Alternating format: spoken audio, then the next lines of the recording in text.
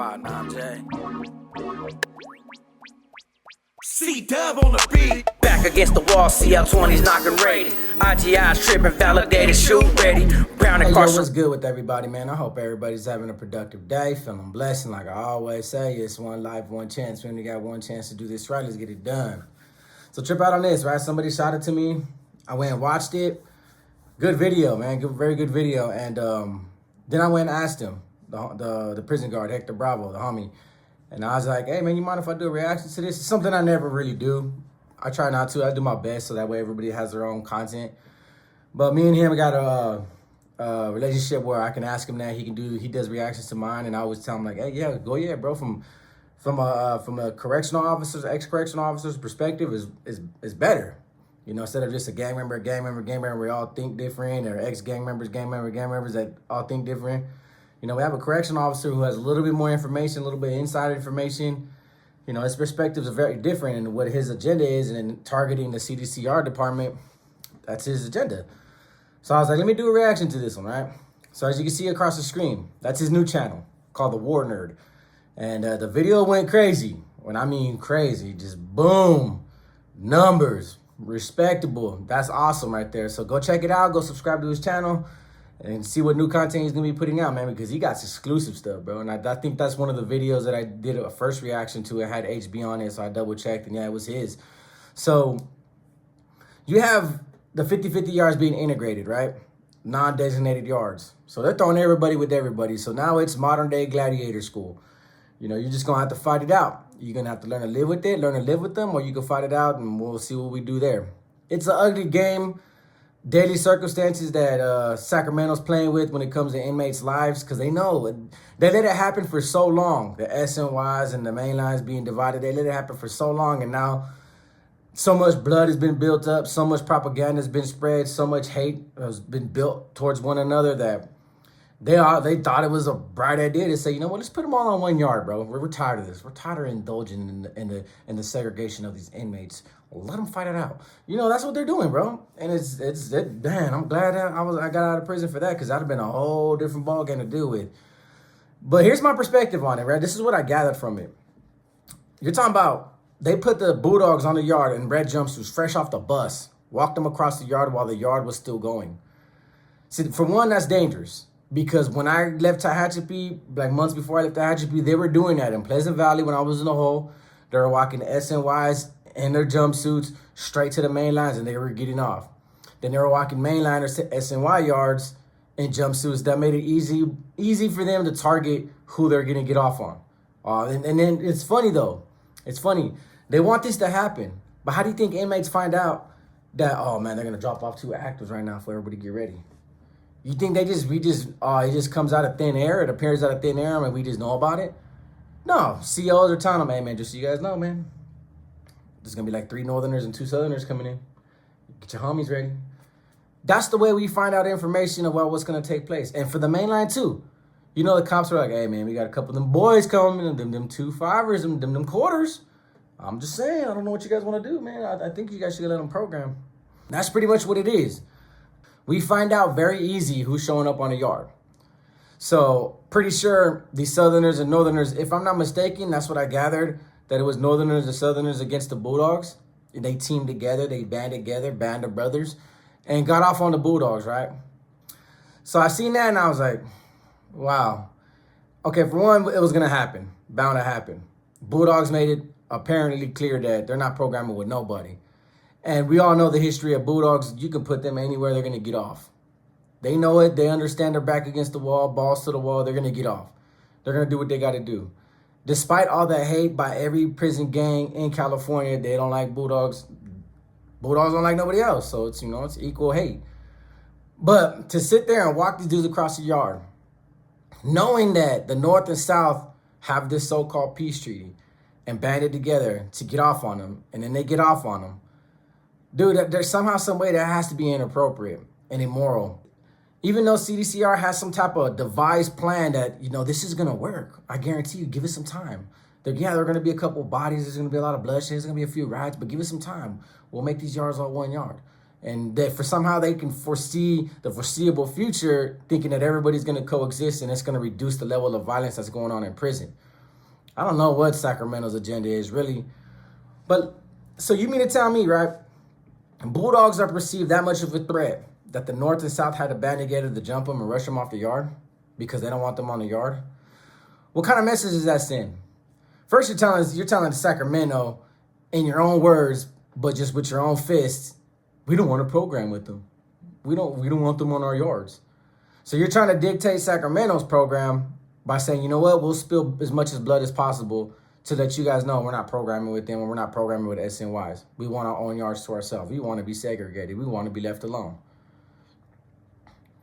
That's the message you're sending to Sacramento. And then it took two group segments. One group segment that used to program with Bulldogs until it kicked off. They used to share yards with Bulldogs, and then it kicked off. And ever since then, they just had a bad taste in their mouth and was like, no, we're not programming with them ever again. We don't like their program. They don't want to listen to us. They don't want to follow our program, our rules. They don't want to kick down. So we don't want to program with them over. Whatever the case may be between the separation of Bulldogs and Southerners when they were in the yards in Salinas Valley. Do you have that? So this whole peace treaty, right, is a trip because they threw it out there. It's been in the air for the longest. It was supposed to unite a raza. You know, there's Nortenos that showed up in county jails up north, and they were told by the household policies, hey, from now on, we're gonna program with the Southerners, man. They're a raza, we're all one. We're gonna share the pods with them. Some Nortenos were like, what? What does that mean? Freaking out. So they're preaching that whole peace treaty, make it all one raza, right? North and South, but you know, even though there's a distinguishment between the two, you know, as in identities and labels and symbols, sentimental symbols that they die for, they're one raza, right? They're one race, they're one group, they move as one. And they did that, if that's the case in this video, they did that against the Bulldogs. But how is it that it's a raza, but you can actually separate the two? Like, you know what, we're one. We're all the same race, a raza under one banner, but not the Bulldogs, though. Not the Bulldogs. When I know Bulldogs are Mexican, Bulldogs are raza, too. So they won't include them at all whatsoever for whatever reasons that they're promoting. And mind you, I've talked about it, another YouTuber talked about it. You had an NF and a Mexican Mafia member in a different prison that are MAC reps and literally told administration, how many bodies do we have to give you so you guys can understand we ain't programming with the Bulldogs. Like, before the Bulldogs even showed up, they told administration, we're not programming with them, and if we have to, we'll take them out. You know, suggestive language, should I say, to tell them, like, hey, we will book them. So it's best that you don't book them. I mean, you don't send them, or we're going to book them.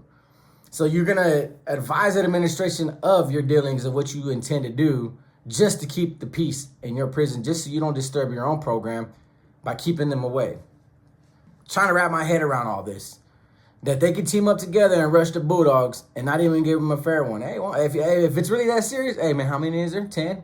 Send 10 of our best. Instead, you got the Bulldogs getting rushed by two group segments, overwhelmed. And right now, they're looking like the movie 300. Sparta.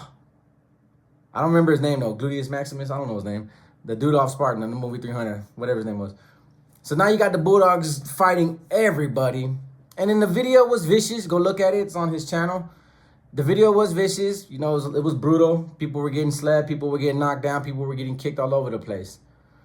But all that did right there, that video alone, just told everybody, you know, the Bulldogs are not to be messed with. And that's how much the North and South feared the Bulldogs, is that we don't want them on our yards, period. That they had a band together. They could easily been like, hey, man, we got this, man. We're Northerners, man. We've been hating for a passion. We hating for a reason. We got this. We'll cover this angle. You guys get the next round. Instead, what? They joined together to just rush them completely? Yeah, it's telling one another as the North and South, like, man, we stick together. We're going to have each other's back. We're going to take care of these yards. We're going to secure these yards. You know, we're on the same page when it comes to this. Okay, and it took two group segments to rush run. That's a trip. But like I said, to me, when I watched the video, this is my perception. I hope you guys can share your perception on this too. But all it told me was like, man, you guys just pretty much told the Bulldogs, man, hey, man, we fear you guys. We don't want you guys on our yards. We're cool. And you're going to tell the Bulldogs that for every Bulldog that's going to watch this and watch the homies channel, they're going to be like, yeah, bro, look, they had to jump us. It was like a bad look, bro. Send one group or send the other group if that's what you guys are going to do. But for both sides to jump on one group, To me, that was a little embarrassing to me. But that's just because this whole 50-50 yard interrogation, integration thing that's going on, man. It's got people on, tight grounds right now. They don't know what they want. My mentalities are changing. But let me get into it like this, right? So let both sides hate the Bulldogs with a passion. Hate them with a passion. But let's think about it. Southerners always hated Northerners because Mexican Mafia always hated the NF because the NF broke off from the Mexican Mafia, created their own organization, and created Nortenos, which the Mexican Mafia created the Surenos to go out to combat the Northerners. That's how it's been for 3, 4, 5 decades. But at some point, they're all sat in their cells. I'm like, man, this is old news already. This is done. We could do something better, like a peace treaty, and program together and kick it and learn from each other and embrace one another as raza, right? So the Bulldogs are hated by the Northerners because same thing. Bulldogs broke off from the NF, created the Bulldogs. So the Norteños were told to hate the Bulldogs forever and a day. I can see why the Northerners wouldn't want the program with the Bulldogs, right? But make that make sense. That's okay that they can greenlight the Bulldogs, but this other history that's going on, they managed to resolve that. They managed to figure that out and make it to where it's a lot more peaceful and they can actually coexist with one another on a yard. But there's no compromise with the Bulldogs. Even though the Bulldogs have always said they ain't programming with nobody, they ain't compromising with nobody, they ain't buying by nobody's program, they gonna do what they want.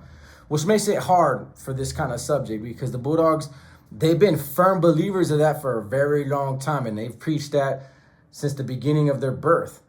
That they ain't programming with nobody, they ain't listening to no leaders, they ain't got no hierarchy, they knocking everything down, they'll beef with anybody, they go up. But like I said, I trip how the Northerners won't get over that hate in the States. But in the Feds, I talked about Operation Hill, how the NF was bringing back the Bulldogs into the fold, making them become Norteños again. They have a different perspective. And even in the Feds, the Bulldogs can either program with the Southerners or program with the Northerners.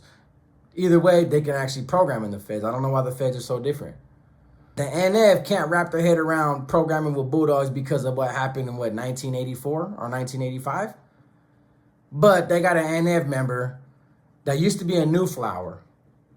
And they brought him into the fold, and now he's an NF member in the Feds. I'm like, you got to wrap your head around all these little small details and try to figure out, like, well, where is this going? What does this even mean? How to make this make sense? That it's like they pick and choose what they want to apply, what's in effect, and what they disagree with, and what they're willing to go to war for. Just like I said, the Northerners are not liking all these so-called dropout gangs and dropout Northerners, even if they're not affiliated with any SNY gang. They're on site. And the peace treaty said for North and South to take care of all the SNY inmates and parolees and ex-gang members that are on the streets, right? But I've already shared with you like 2 or 3 indictments where Northern Riders were selling for the street regiments. Or the street regiments got caught up with some Northern Riders that were doing business together. Now you got NF buying dope from the Mexican Mafia through the streets from the penal system. It does, what I mean? It's like they pick and choose what could be applied and what's not acceptable anymore. And that's a hard way to live right there, personally. But like I said, go check out the War Nerd. You'll see the full video. I didn't want to show it right here. And that's what today's CDCR looks like. It's very confusing, even for me. But wanted to bring that story to you guys' attention, give you guys my personal perspective. I know mine's going to be different from a lot of other people, but that's what the comment section is for. We can all share our own perspective. So with that being said, like I always say, it's one life, one chance. When you got one chance to do this right, let's get it done. Peace.